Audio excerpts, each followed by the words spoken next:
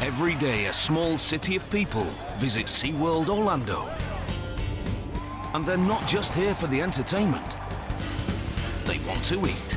That's a 24-hour job for the park's culinary team. It's tough at times. There are over 60 food outlets, and one handles over 1,000 people an hour. The biggest, the baddest restaurant in the park. It takes 1,200 people, working 365 days per year. Probably biggest challenge is just staffing. Find out how they do it as we go behind the scenes for 24 hours. Do I got a baked cheese? In the kitchens at SeaWorld Orlando. 5 salmons on the grill. Runners! Yeah, I can leave Brennan here to keep going. I'll deliver.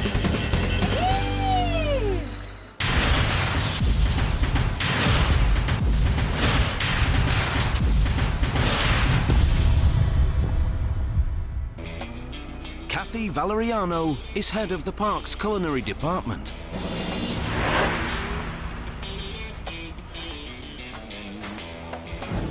Total at the park here, we're about 1,200 total team members. We're the largest department of the SeaWorld parks here in Orlando. You need these things for what? Under her command are 13 restaurants, over 50 kiosks, and a host of specialty dining. There's really no place in the park that you can't eat.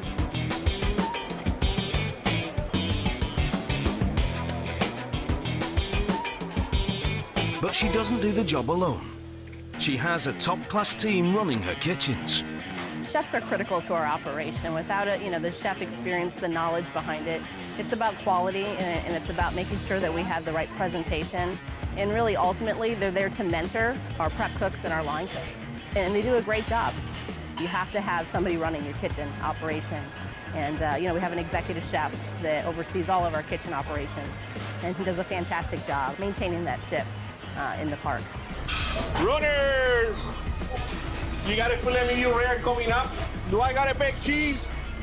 The man in charge is Executive Chef Hector Colon.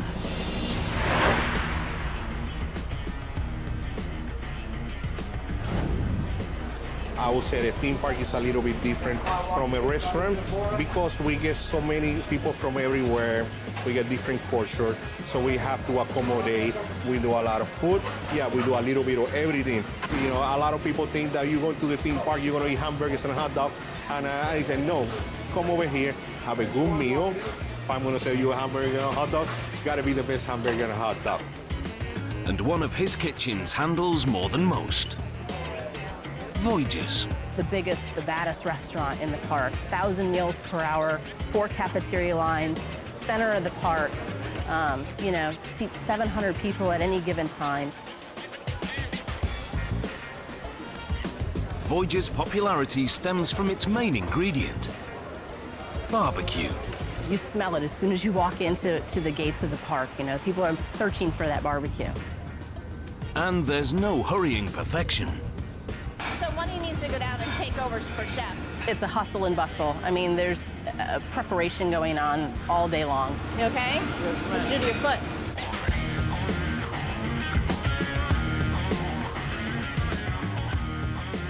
That 24-hour preparation starts in the middle of the night.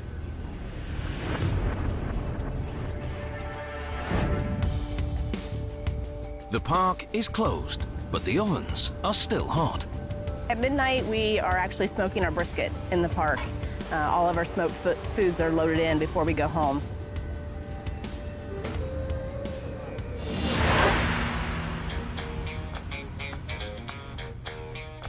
We take basically 3 or 4 types of meats. We have our baby back ribs, our pork spare ribs.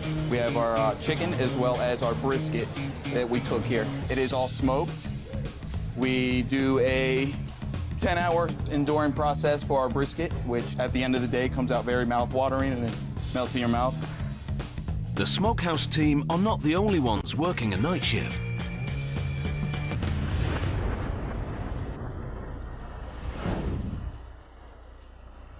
Three hours into the day, and the bakery has its hands full.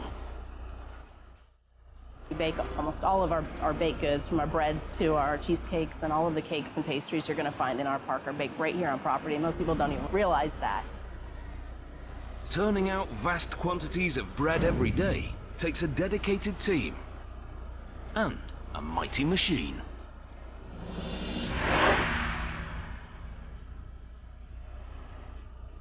This is what they call the automatic dough coater, or we call it as ADR.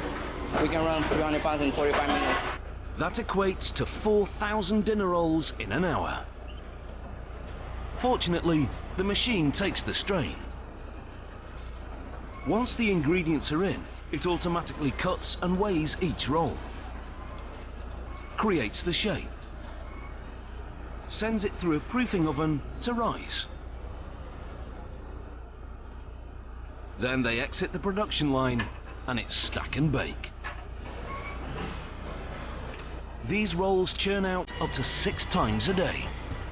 Our bakery team is in 24 hours a day. They're in doing bread production at night. They're also going to be loading racks at 3 o'clock in the morning. It's not just guests that get first-class meals. The park's residents have their own catering team. It's 3 a.m. and Supervisor JP opens the Marine Canteen. He has just 3 hours to deliver the day's feed. You're looking at about 2,700 to 3,000 pounds of fish each morning that 2 of our team members actually come in, prepare, and put in every bucket you see here. And once we get them in, doesn't stop there. You got to pick them all up and start getting them to the truck and get them out of here as quick as we can.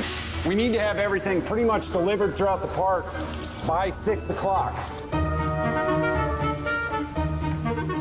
With just 3 staff on duty, it's a small team with a big responsibility. And the only way to do it right is by hand. Actually digging through them by hand helps us to see if there's anything else in the fish that we don't want. You know, these fish are caught and processed very quickly. So sometimes you'll find that there's a little bit of plastic, there might be a little bit of line in there. You might even find a fish that has a hook in it. By moving them all by hand, we're actually able to see all the fish as we turn them in the bucket. So if something doesn't look right, you pull that fish and figure out what's going on. And that's roughly 1,200 pounds of herring. It's too early in the morning, isn't it? The pace doesn't stop until it's all delivered. Once it's all delivered, then we got to come back, get everything cleaned up in here. Wayne, you got scissors? That's a heck of a hop. All right. So Wayne, we're gonna start bucketing while you finish racking the capelin, okay?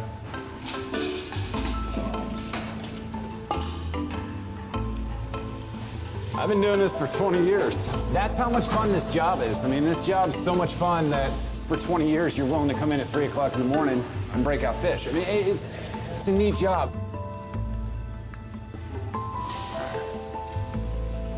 Brenna, you ready? Oh yeah. Start filling buckets. Every bucket is portioned. We got a lot left before this is done. And these fishy superstars have a big appetite. We deliver 1,800 pounds to Shamu Stadium, so we try to have all our fish to Shamu by 5:30 at the latest in the morning. And then we deliver to sea lion and otter, pinniped, all the different areas in the park. But JP doesn't save any for his own grill. I'm highly allergic to seafood, so I don't eat seafood. It's an interesting little fact. We can take it down to 1 if you want. I mean, I can leave Brenna here to keep going, I'll deliver.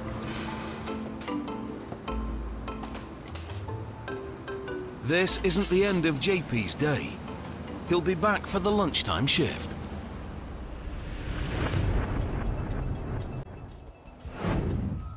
Just 6 hours into the day, and across the park, catering supplies are streaming in.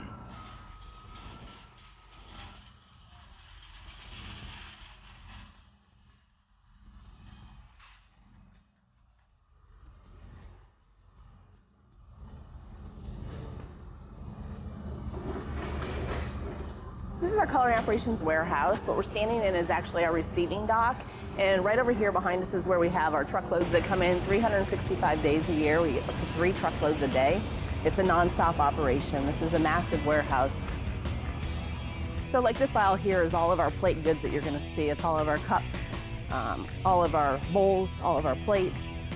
You know, we also have an off-site property that can house some of this backup for us as well. This is part of our refrigeration cooler. It's also a cold storage receiving dock. You'll see the big doors behind you. We get cold storage receiving in here, and each bay houses the different products. So this is our produce cooler, our dairy cooler, and then our meat cooler. 3 teams work around the clock to keep the park's kitchen cabinets fully stocked. We picked the orders at 8 o'clock the day before. So they're loading those on trucks at 3 o'clock in the morning and they're delivering it out to the park because we have to be ready to go no later than 11 o'clock. It takes that long. Hitting the right mark on this shopping list every day takes more than luck. It comes with years of experience. Good. Are you coming in? No? All right, thanks. All right. I started when I was 15 years old, and I lived around the corner from SeaWorld Orlando, and my mom said, you need to go get a job. I came over here and I applied for a position, and I got it. And I remember going home and telling my grandfather, who's long passed on at this point, that I got a job. He thought I was joking. He's like, there's no way, you're 15, no way. And to this day, my grandmother just cries when she sees the position I'm in. You know, says your grandfather would be so proud. He'd be so proud of you. I love it. I stay because of the people. And one of her earliest jobs was working the park's legendary barbecue. I actually smoked all of the ribs and the chicken and the brisket. I got up and I cleaned all the hoods in my pit outfit. Kathy's shift no longer starts at midnight. But with an operation on this scale, she's prepared for anything. The theme park business, it's not a 9-to-5 business. It's not holidays off. That's our peak time. In less than 3 hours, the park doors open.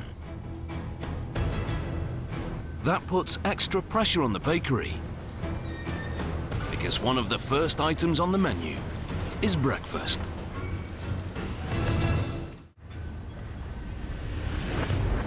It's 7 a.m. and Chef Hector has clocked in. First stop, helping out at the bakery. We make everything in-house. For breakfast, we make it over here. From our croissants to our Danish to our different muffins, the sugar-free muffin. And not forgetting cookies. I did 10,000 cookies a day.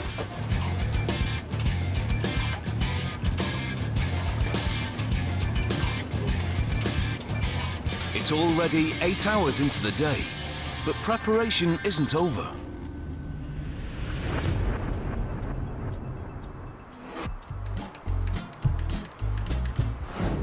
Another kitchen is working on its daily inventory.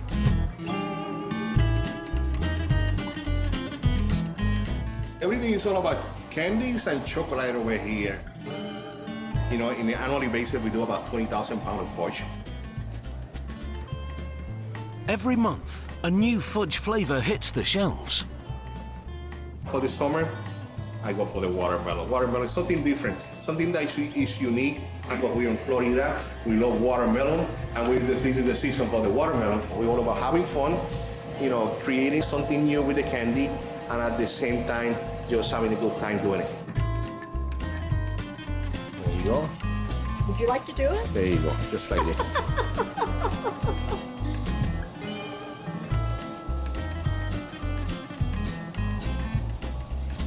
Just like that. And that's our fudge. A few steps away, the bakery delivers their first batch of the day. Just in time.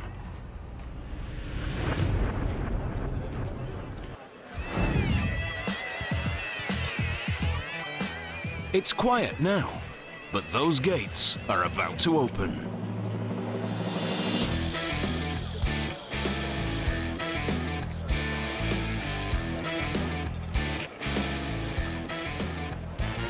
And so is breakfast. And it's not just pastries on the menu. We also offer hot breakfast, and a lot of our guests like to go down and get a nice big breakfast before they start their day in the park. Anything else, sir?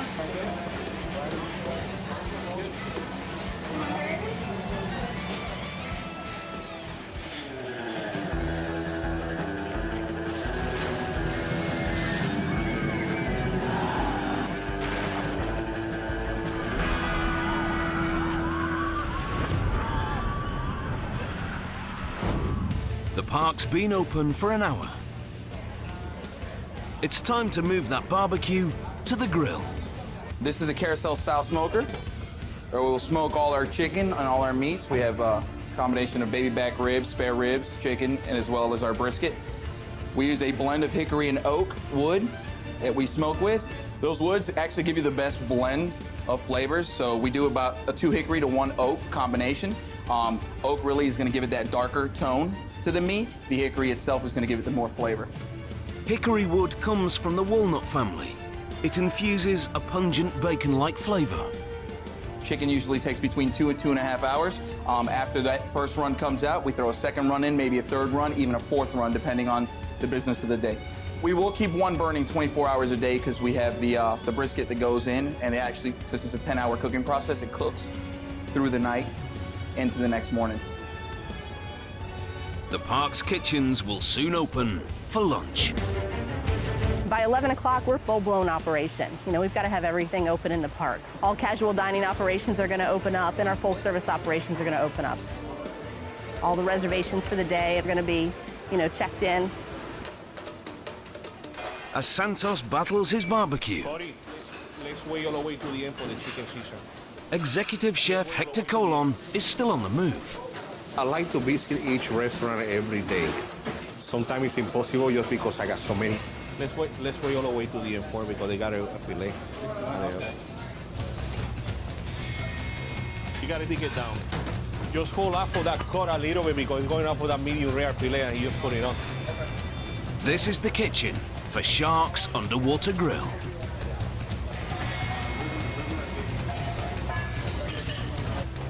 The park's premier full-service restaurant. But don't smash it like that. Just want to leave it fresh. Shit on the top. You know. Organization is the key to an efficient kitchen. Basically, by station is just, I call it, everything that needs to be fried is one station. Everything needs to be in the grill or in the broil is another station. Everything needs to be sauteed is on one station. Sometimes on one station you have chicken, you have fish, or you have meat. But you're doing the plates that come from each different equipment in the kitchen. So we don't want to have everything mixed up together.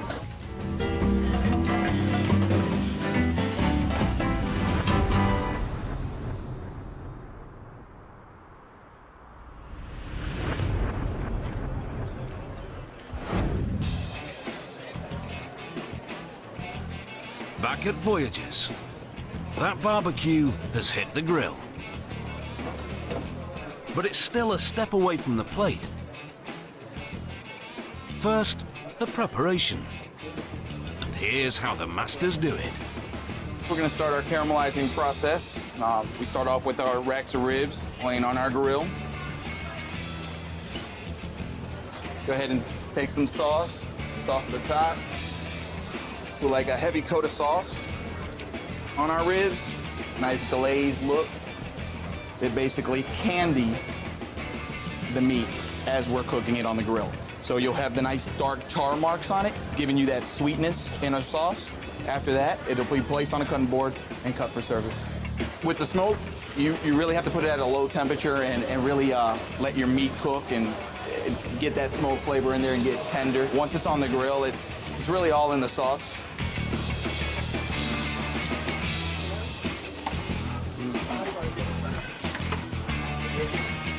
You've got to like the heat to stay in this kitchen. We're grilling here from 10 o'clock in the morning to 10 o'clock at night, so it's about a 12-hour process. We do the most business in this restaurant. Kathy takes this success personally. My favorite restaurant is Voyagers, and I'll tell you why. Because I was part of the design process of Voyagers. Originally it was pizza, and we found out very quickly that our guests, you know, the food that they come in for is our barbecue. It's our signature food item.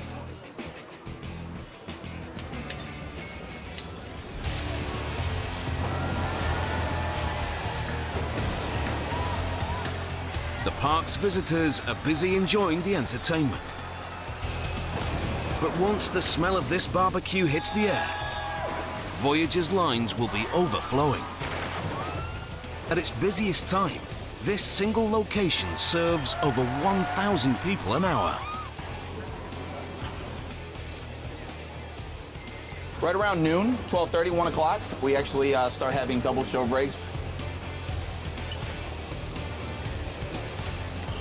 The park is famous for its shows, from killer whales to comedic sea lions. In peak season, there are over 20 shows every day.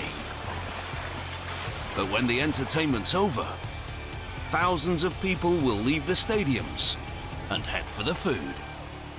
So, Kathy's top food tip? You know, the best times to come to our restaurants is before noon or after 2. Our peak time is lunch. You know, everybody's trying to eat at the same time in the park. If you hit us in between the shows, that's going to be another peak time. We're a show-driven park, so you're going to see the shows, several thousand people coming out of the stadiums every 30 minutes. So when a show's going on is the best time to actually eat.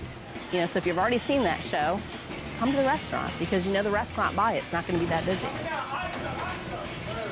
So you can enjoy dinner, you can enjoy lunch, and then you can catch that show later at a later time. Those are the best tips for culinary. Less than 12 hours into the day, and the culinary team have already cooked its way through a truckload of pastries and a mountain of meat. And there's still 10 hours before the park closes.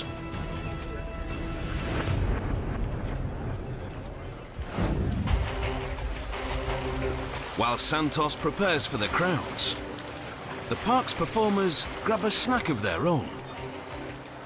But this time, the guests get to do the feeding. By the end of the day, these dolphins will eat 300 kilograms of fish. But the killer whales take the bulk of the day's feed.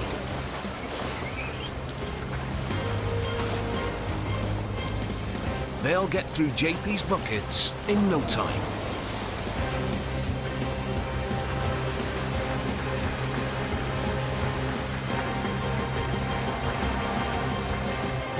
In a single day, this pod can devour half a ton of fish.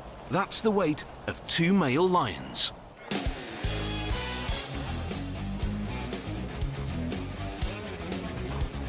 The lines begin to grow at Voyagers. But it's not the only eatery with a lunchtime rush. Spice Mill, which is probably our most popular, aside from our barbecue restaurant located in the waterfront. And that serves our hamburger and french fries, very popular with our guests. You know, at times we can have lines out the door. Each restaurant has its own prep area. It's another of Kathy's passions. It's about quality. That's why. You know, we want to make sure that what we do is transparent to the guests. We don't want a big production house in the back where things are coming from one centralized kitchen. We want things made fresh right in front of our guests daily, so you can see the food being produced right in front of your eyes. Spice Mill has more on offer than just barbecue. So a lot of the trends that we're seeing today and what guests are asking for is more healthy alternatives. You know, we're seeing a lot of vegan requests. We're seeing a lot of requests for kid-friendly, smaller portions, and we certainly keep up to speed with those type of things. And special dietary needs. We'll be happy to prepare a meal for any type of allergy in our park. Our entire leadership team has been trained on how to handle allergens. Yes, I'm allergic to dairy. Dairy, okay. Yes, I'm just trying to figure out what my options are. Let me show you over here real quick. This is something that we have for all the restaurants in the park.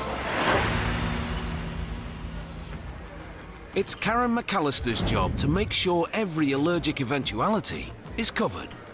Common allergens would be dairy, wheat, soy, tree nuts, peanuts, fish, eggs, to name a few. We have allergen binders that are tools that our leadership can use in every facility, help guide them through the specific menus and recipes, and guide them through options for guests depending on the type of allergy that they have. Yeah, okay, great. I appreciate your help. And she personally understands how unusual they can be. I do, actually. Crazy enough, I'm allergic to strawberries. But allergies or not, there's always plenty of comfort food.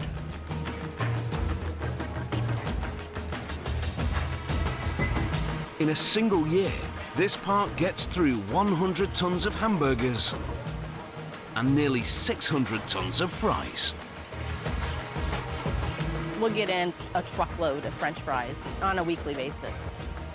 We actually have a backup truckload of French fries waiting. Another favorite at this destination, desserts. From an assortment of muffins to croissants to chocolate dip cookies to cupcakes. I mean, you're going to see it all. You know, red velvet cake, specialty cake of the month, chocolate cake, chocolate terry cake, cheesecakes of all the varieties.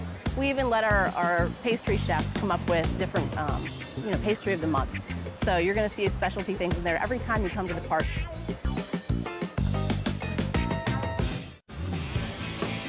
"12 hours into the day, and the bakery is still cranking out those pastries. And they don't just have a special dough machine to cope with the load. They also have special ovens. Well, sometimes when you cook at home, you get the half of the cake is a little rice and half of the cake is a little low. So that's what we do it over here. We're trying to rotate it so it cooking is a little even.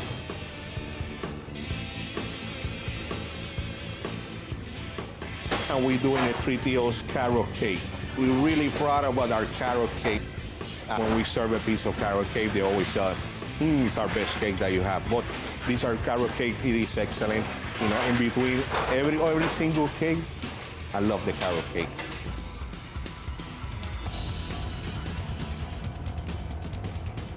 Each cake is decorated by hand. And for every cake, we got our whipped cream. So basically, during the day, I would say we make whipped cream at least 2 or 3 times a day.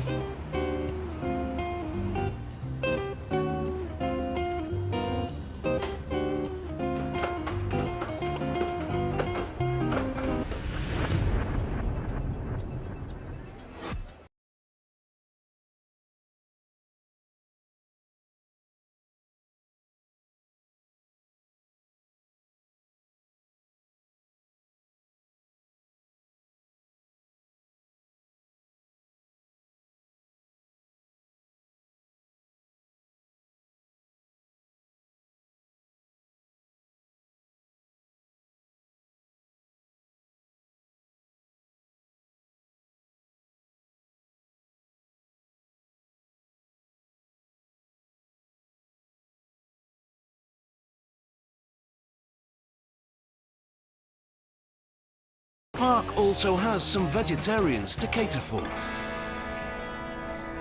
Outside, JP is delivering salad. But this isn't headed for the restaurants. It's for the park's manatees. JP is back on feeding duty.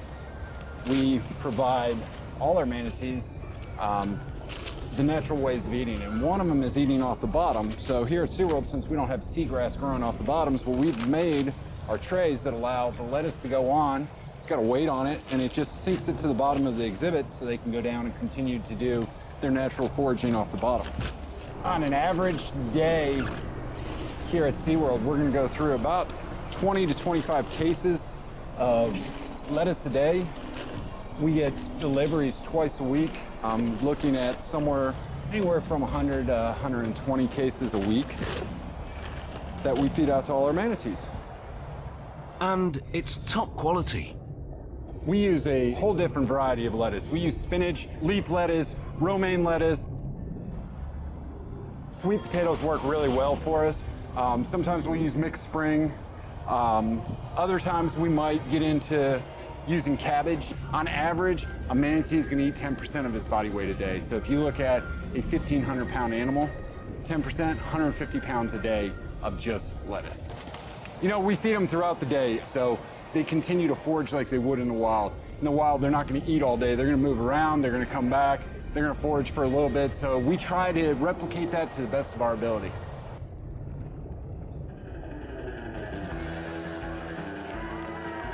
It's mid-afternoon. There's still 6 hours to park closing.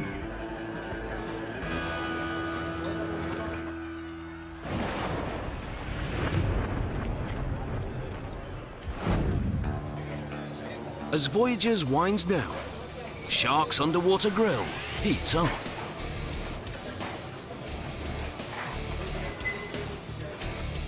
It's almost time for dinner.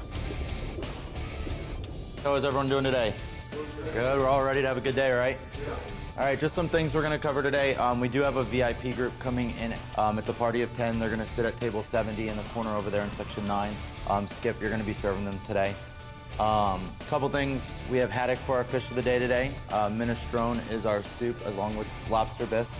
And then our vegetable medley for our vegetable for the day. Shark's Underwater Grill is the park's fine dining experience.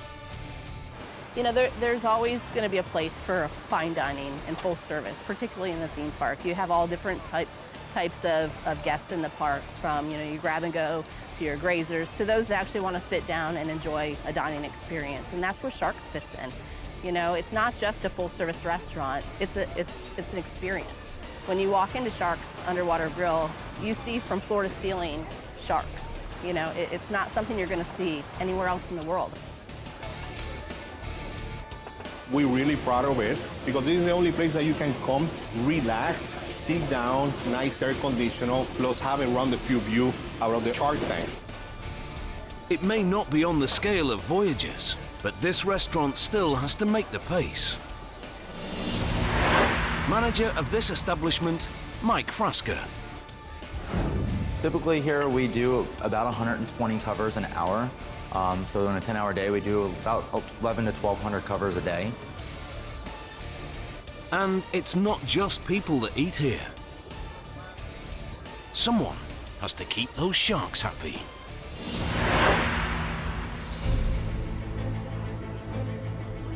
Each of the shark species will eat the same thing, so it makes it very easy for us to establish a menu for the sharks during the feedings.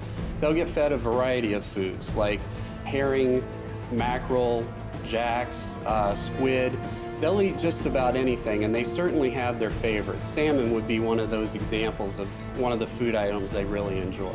The sharks are fed only twice per week, and that may not seem like a lot, but actually, if you think about it, these are cold-blooded animals. Therefore, they don't have the same energy requirements as mammals do.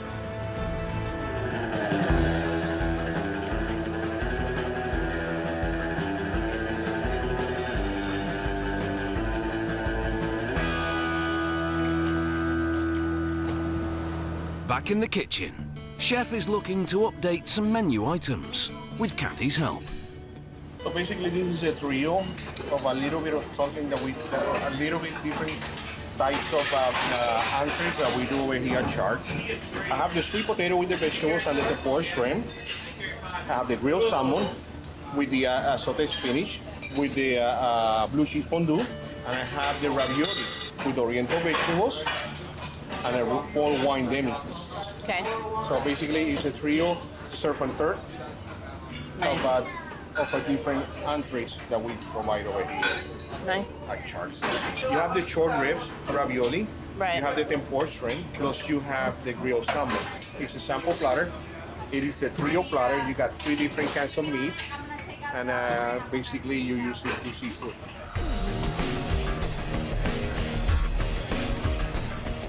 Contrary to popular myth, SeaWorld doesn't supply its own seafood. We get that all the time, and the answer is no. No, we don't catch our own fish and serve it in our restaurants. No, all of our seafood is sustainable. All of our fisheries are certified through that. So, you know, it's very regulated, and it's something that we're very proud of for our sustainability efforts. Okay, I'm gonna let you cut that one up. We'll try that. All right, good.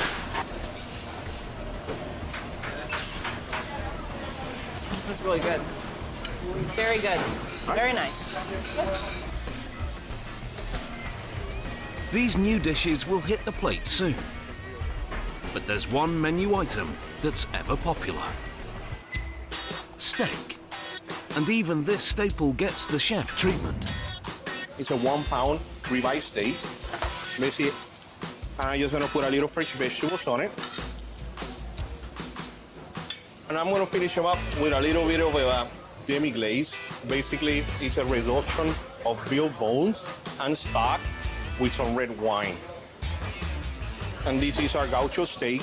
Basically, it's a 16-ounce ribeye steak, bone-in with the fresh vegetables and potatoes. Like chef, Kathy likes to take a tour of the park's eateries. Every day, interact with the managers and the frontline team members. It's a portion of my day every day. You know, I can't sit behind my desk. That's not me. So can you walk me through the dining room and show me how your layout's doing? My role is to be out in the park. We have thousands of guests coming through the front door, and you know, we have all these restaurants in the park. It's my job to be out there to make sure that things are running smoothly. Good evening. Even to this day, I love to get out and actually get behind the lines at times. I have to force myself not to, you know, because it's just so much fun to jump in there and talk to the guests and move the lines and do it yourself.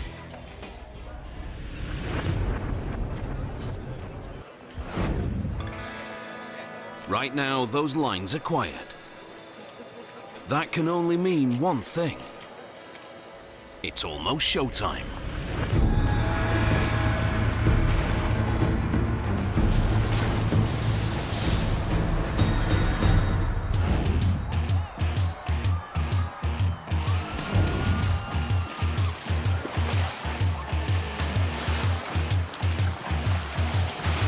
And to beat the Florida heat, there's a host of cold snacks to enjoy while you watch.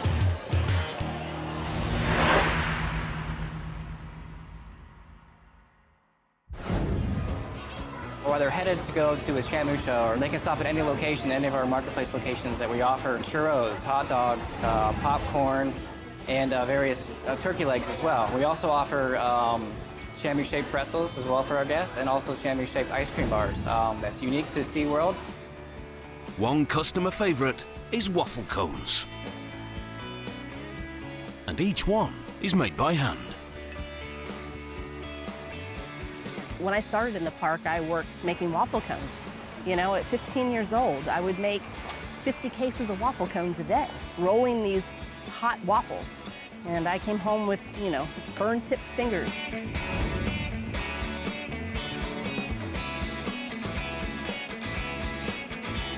We typically go through about 300 a day.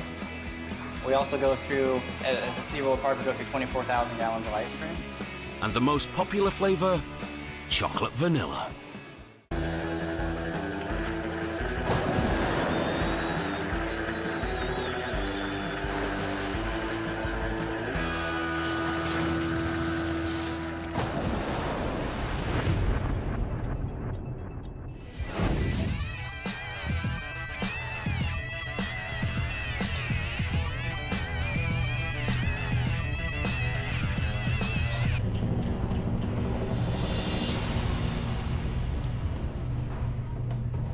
The shows are almost over.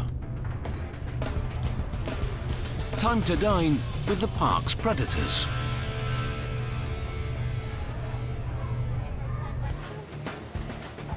The Shark's kitchen is about to get hot.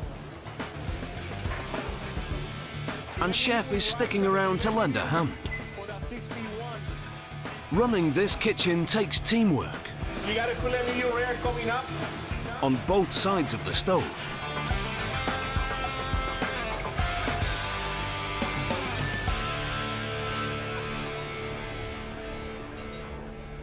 Manager Mike Frasca runs the front of house.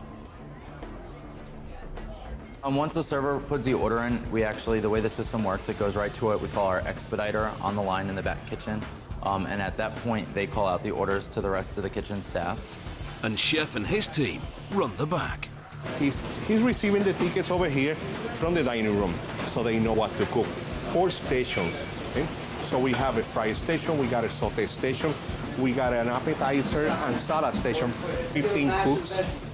We have a restaurant chef, and we have about 4 a supervisor and assistant supervisor. Runners! Hold on a God. Make sure you got like 5 salmons on the grill. Runners! Do I got a baked cheese? Out front, Mike takes a personal interest in his customers' satisfaction. Good afternoon, folks. How was everything today?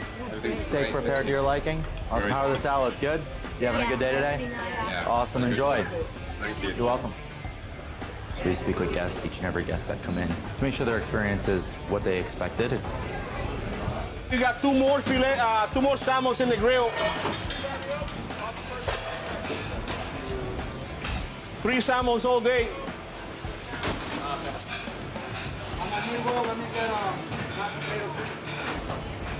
Do you have a shrimp ravioli as appetizer?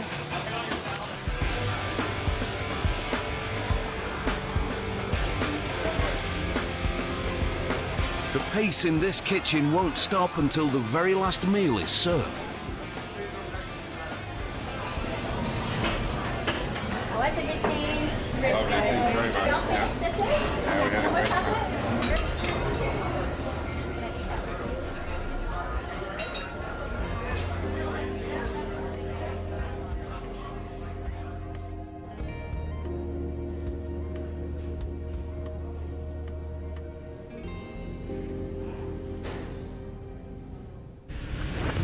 It's been 21 hours since the culinary department started their day.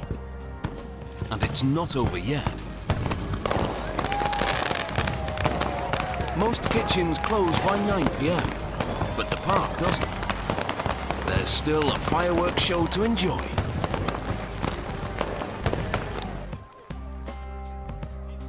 Finally, guests head home. And the big cleanup begins.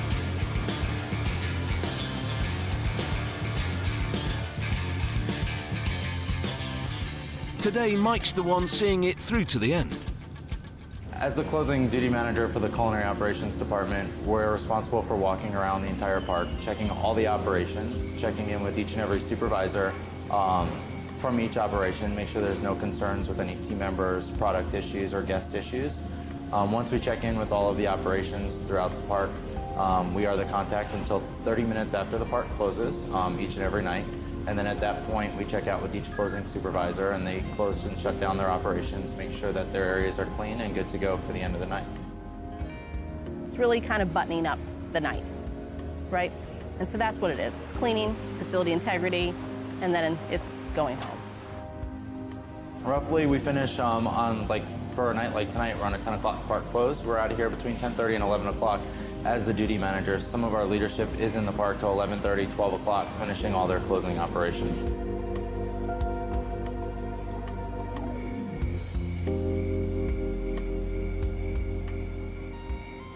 As Mike leaves, tomorrow's crew arrives to start the cycle all over again. And the first job, get that barbecue smoking.